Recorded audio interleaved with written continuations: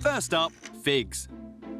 There's an old story that this fruit wouldn't exist without a peculiar relationship with a flying insect. Good morning, how can I help? Hello there. There was sort of a myth I was always told, but has there ever been a wasp inside my fig? Have you got a fig with a wasp in, or...? No, but I've heard that in order to get a fig, there has to be a wasp at some point nearby. Right, it's not something I'm aware of. Sorry, what do you mean, a wasp? You know, like a wasp. Bzzz. I know what wasps are. Yeah, Yeah. but not in a fig. No. It sounds a bit bonkers, doesn't it? Does sound a little bit bonkers, yes. If I find a little wasp, I'll let you know. All right, please do. Thank you. Bye. Bye. To find out whether a wasp's got anything to do with a fig, I've come to Aydin in Western Turkey, one of the world's biggest fig producers.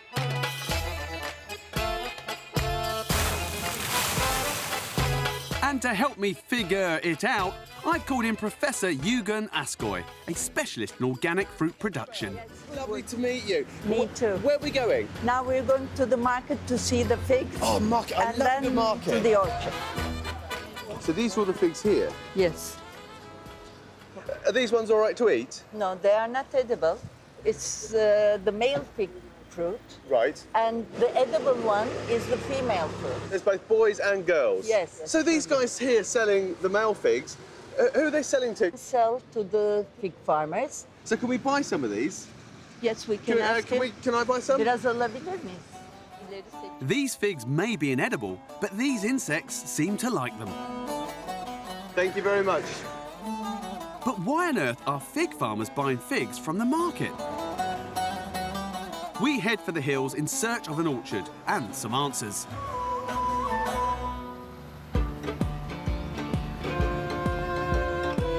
Figs have been grown since 9000 BC and are one of mankind's oldest fruits.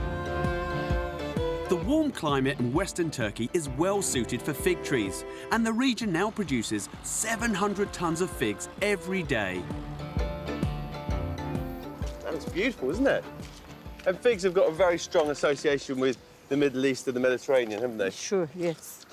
Because you use fig The leaves. gene centre. Instead of bikinis, you use fig leaves, don't yes. you?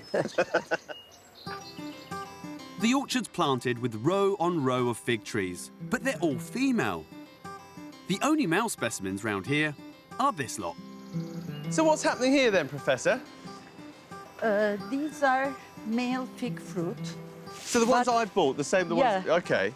And as you can see, there are many wasps. I spent years studying insects, but hadn't realised these little black fellas are the fig wasps. Clearly not your typical black and yellow jobs. And there are many more inside. So the And- wasps are actually inside the Yes. figs? See, there is an eye, and from the eye, these small wasps come out.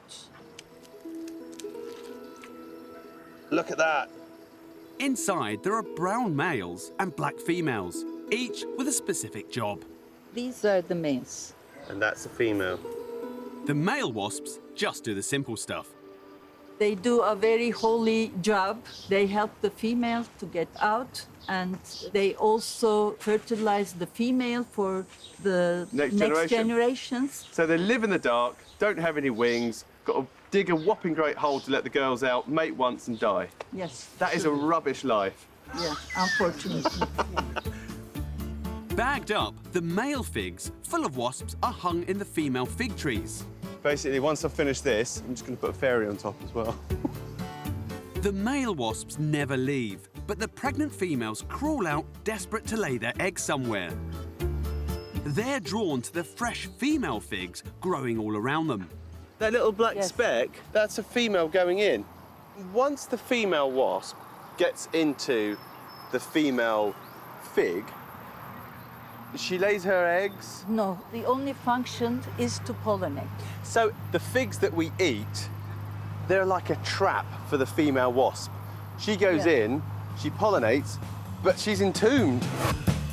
So, wasps in your fig is not a myth. But are they still alive when you munch into your fig from the supermarket? Next up, I'm on a sugar challenge. Now, I don't have sugar in my tea, and I like to buy natural foods, so I'm hoping my sugar intake is pretty low. The recommended daily limit for sugar is 90 grams a day, or 22 teaspoons for women, and 120 grams a day, or 30 teaspoons for men. With excess sugar all over the headlines, I want to know how close I get to my recommended daily limit. First up, breakfast. So I've got this box of lovely muesli that you look at and it looks really wholesome and really healthy. And yet, in one serving, it has 22 grams of sugar. That's basically 50% sugar, which is insane. With some honey on toast, the sugar's stacking up. That is a grand total of 57 grams of sugar. That's over half my daily limit already. I'm going to try and go savoury for lunch. Got long BLT, some lovely little crispy things, low-fat yogurt, and finally, a little refreshment in this flavoured water. 27.6 grams of sugar. 6.5 teaspoons of sugar in there. That is really shocking. Volvic say their drink contains less sugar than most fruit-based soft drinks that don't use sweeteners. They say they look for ways to improve their product's nutritional content, which is clearly labelled alongside GDAs. And their lemon and lime flavour now has 10.9% less sugar. Turns out that's just over 70 grams of sugar. Blimey, that is phenomenal. On top of breakfast, that's over 120 grams of the sweet stuff. I'm already 30 grams over my daily limit. I mean, that is not only shocking, that is pretty scary. I'm having a little dinner party with some friends. This should be fine, but I'll just double check. So salami, pork, salt, dextrose. And sugars popping up everywhere. Potato maltodextrin, that's sugar. So many things have got sugar in them. What am I gonna eat? I literally am gonna have, at this rate, a carrot stick. That is my lot. But can my guests spot the sugar? Smoked salmon, what do you reckon, Jules? Sugar?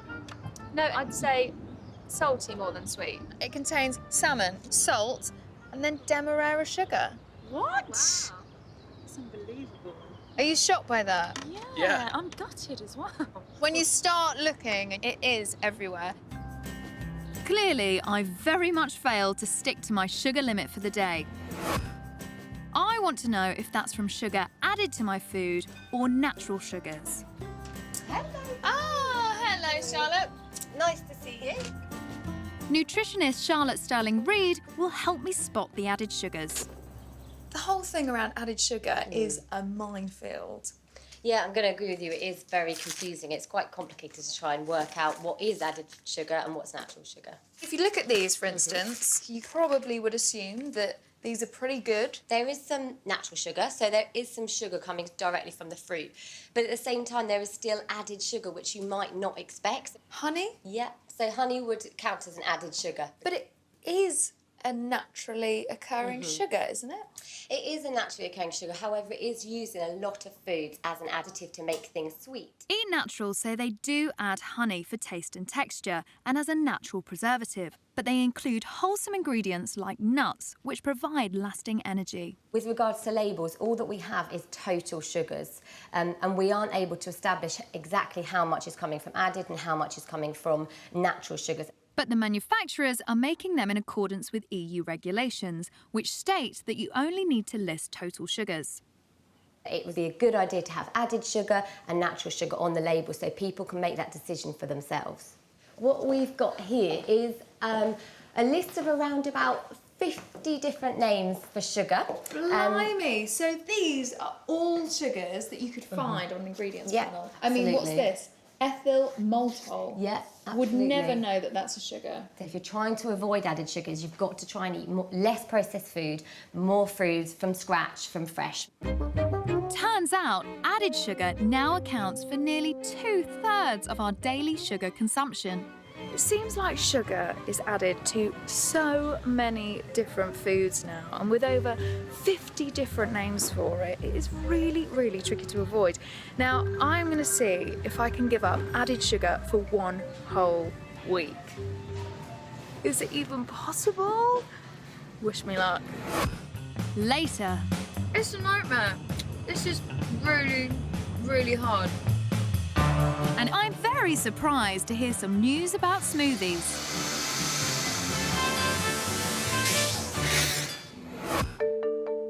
Next up, ostrich.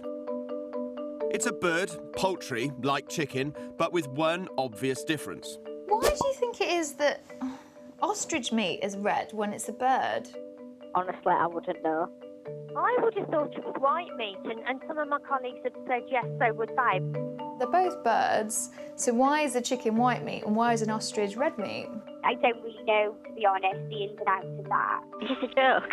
No, it's not. I don't know why it's red and why it's white. I don't know. It's a type of animal that it is, I suppose, depending on the diet and all of that kind of things, to what colour the meat is. Right, OK. I wouldn't have a clue if I'm honest. It is a strange one there. Thanks, mate. Bye. So no one seems to know why ostrich meat is red. Almost all the poultry meat I'm familiar with is white. So how come ostrich meat is redder than a wino's nose? I'm on a mission to find out how a two-legged bird can provide a steak that looks more like beef. In search of the answer, I've come to the West Country to meet a man who imports and sells ostrich meat. Hello. Hello, how are you? Nice to meet you. My pleasure's all mine. Do Nice. come in. Thank you.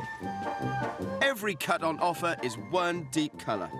Right, so this is the meat. That certainly is. You can see how lean, how red it is. It's just like venison. Certainly to look at. Very dark colour, very dark red. And you've got birds outside somewhere. I have. Can we have a look at them? Please do. Come this way. Straight now. Over here? Yes, indeed. Where are they all? Actually, Matt, we've only got 2 ostriches here. All the rest of them have You eat them all? They've certainly all been eaten, that's for sure. But these are going to be kept as pets. What we don't want them to do is to actually attack us, if we can help it. What do you mean attack us? The dangerous part is the legs. Look at their feet. They have these huge toenails with great long claws. Jeez. And that kick starts at about throat height, and they will slice you straight down the middle. So, do you want to go back the other side of the fence now, where you'll be safe? I do. And God, this is brilliant. I've never been cornered by an ostrich before.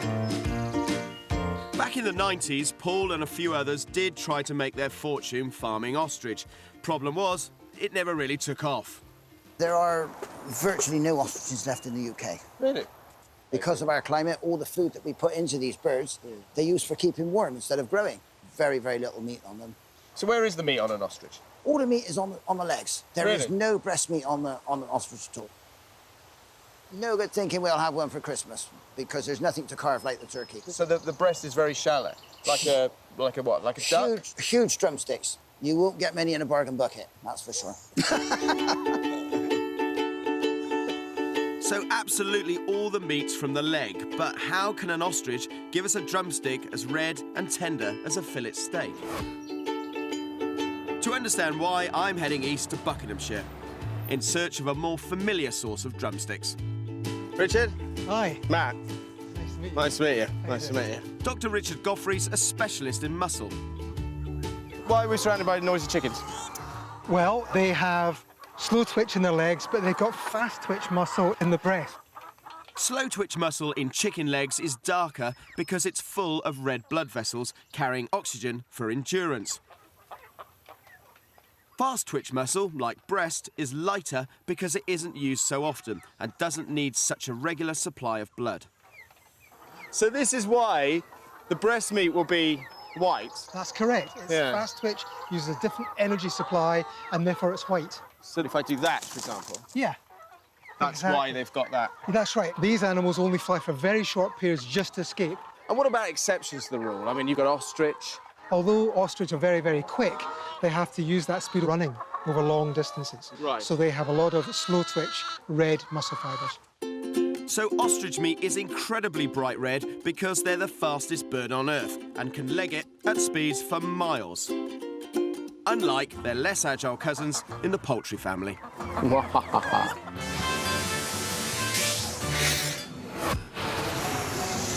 Matt can have his chicken. I prefer turkey, where I discovered female wasps crawl inside figs to make them ripen.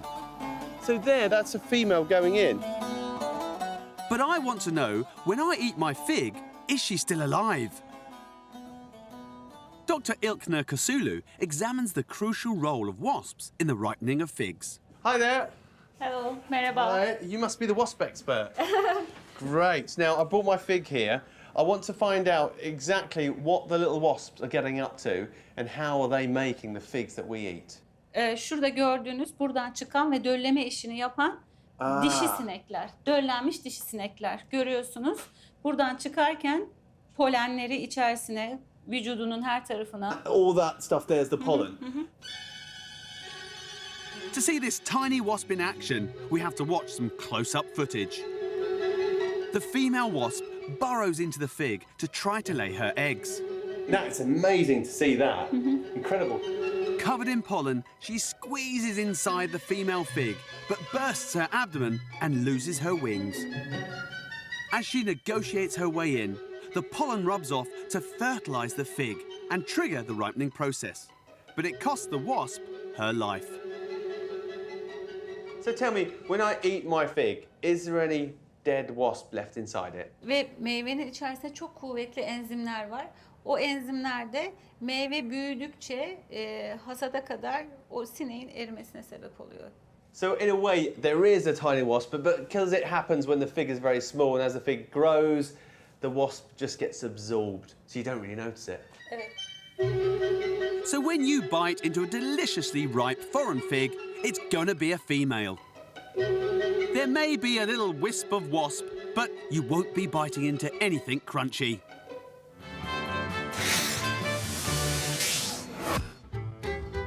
Earlier, I found it really hard to stick to my daily sugar limit. That is a grand total of 57 grams of sugar. I know it's on the labels, but I've never really totted it up before. I mean, that is not only shocking, that is pretty scary. So I've decided to spend a whole week trying to avoid added sugar. A good start with breakfast. It's just a bit of porridge and some blueberries. It's good. It's nice. And I'm resisting temptation. Can you believe that there is even sugar in that? But as the week goes on, the lack of sugar is beginning to take its toll. I could murder a spoon of crunchy nut cornflakes. At a family picnic, it's only my dear mum helping. She made me a little salad. You're a good mum, aren't you? Yeah, I'd like to think so. If only my sister was as understanding. Would you like some birthday cake? You winding me up, Stokes? What? I can't eat any birthday cake. On the way home, I'm almost lightheaded. It's a nightmare. This is really, really hard. I'm just going hungry. After a week struggling to avoid added sugar, I've come to meet Dr. Asim Malhotra, a heart disease specialist concerned about sugar. Hello. How are you doing? Nice to see you. If I'm going to stick to my daily sugar limit, I want a definitive answer on what's added and what's natural and whether that distinction even matters.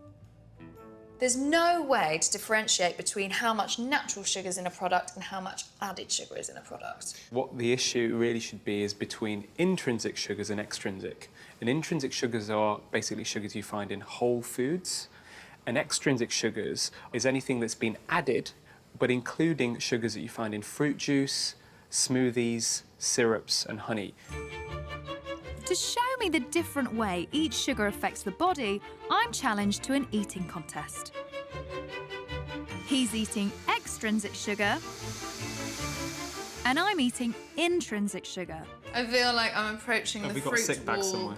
Whole fruit contains intrinsic sugar, but by pulverising it and making a juice, it's released from its cells, turning it into a free extrinsic sugar. So what kind of effects might you see now in your body compared to what I might see in mine after eating my plate? Well, first of all, you haven't finished yours, so you've had a lot less than me, okay? And Almost. And I your body tried. is actually digesting it in a much sort of slower way. So you've got the fibre that's already in the whole food, if you like. It's reducing the absorption of those sugars, so it's much more gradual, and therefore doesn't have as big a hit on your liver, does not have as big a spike in your insulin. Whereas when I've taken this in juice form, because it's in liquid form, it's being absorbed much more quickly into my bloodstream. So you still get the vitamins and minerals, but I had no idea juicing increases the speed you absorb the sugar and makes it easier to consume more. So when it comes to extrinsic sugars, is there any benefit to the body at all if I consume those? You don't need it at all as part of your diet. So at very best, they are empty calories. So, you know, Really, it's like a lose-lose situation, ultimately, isn't it? Absolutely. And all added sugars are extrinsic and continue to be put in lots of our food. Why are they all doing this? There's one simple answer. Sugar tastes good and it sells. Frustratingly, these extrinsic added sugars remain lumped together with the intrinsic natural sugars in ingredients lists. As a consumer, if I want to limit the amount of added sugar I'm consuming, then to be honest, right now, it's pretty much impossible to eat processed foods because you just don't get that distinction.